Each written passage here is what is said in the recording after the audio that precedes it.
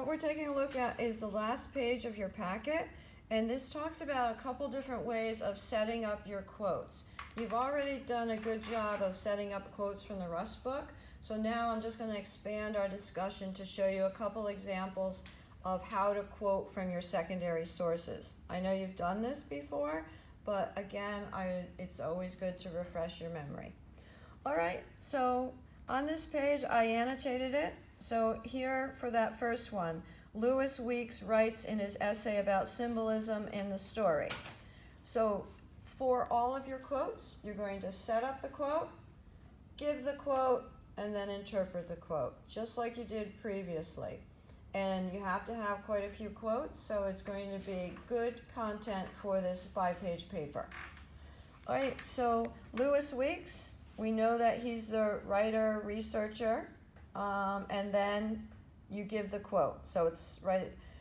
Lewis Weeks writes in his story about symbolism in his essay about symbolism in the story, comma, quotation mark, give me the quote. Note, this was online source, so there's no page number, and it goes child, period, quotation marks. Commas and periods go inside quotation marks. All right, so remember that. That was probably one of the things we looked at previously. All right, here's a quote from a book source, and we need the author here because the quote simply says as described and sets up the quote and does not mention the author's name. So therefore you need Hemingway 22. Okay. All right, continuing. One of the requirements in your paper is that one of your citations needs to be a paraphrase. It can be Russ, or it could be one of your secondary sources. So a paraphrase is what, guys? What is a paraphrase? Summed down version of quote, right? In your own words. Yep, in your own words. Okay, so it can be shorter. Yep, and it's in your own words. There's nothing there that you're taking from the original source. So reading through here, while at the station with the American, Jig is similarly at a crossroads where she needs to make a life-changing decision. Should she or should she not have the abortion? ARP 174. I know that that's a paraphrase because there are no quotation marks. Okay, so paraphrases are your own words, kind of summarizing what the author says, but you still must give credit to that writer. And that's a requirement for your paper to have one paraphrase. And if you're not sure about how to do it, include it in your draft. All right, that would work out fine, and then I could take a look at it. One other quote you may find in your paper you need is the next one, which is called a block quote.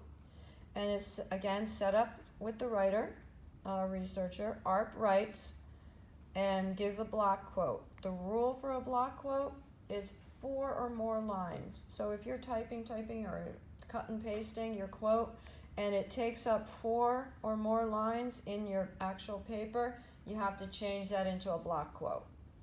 Okay. Block quotes are indented 10 spaces.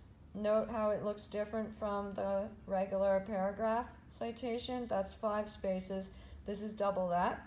What else do you notice that's different about a block quote compared to a regular quote?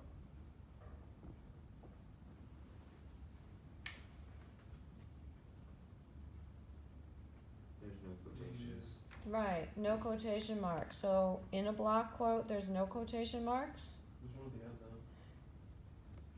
Yeah, I think that's just a mistake. Yeah, this is from a student paper, so yeah, I would say that's a mistake. Okay. Yeah, that it is a mistake. Okay, but good to note it. And then again, it's the page number needed to be included, but not the writer, because she introduced it with the writer's name. Okay, so this is a good kind of cheat sheet to go back and take a look at when you're doing your quotes, because it pretty much covers anything you're going to encounter when you're quoting. Internet source, pages, book source, paraphrase, how to set it up. Okay, any questions about quoting?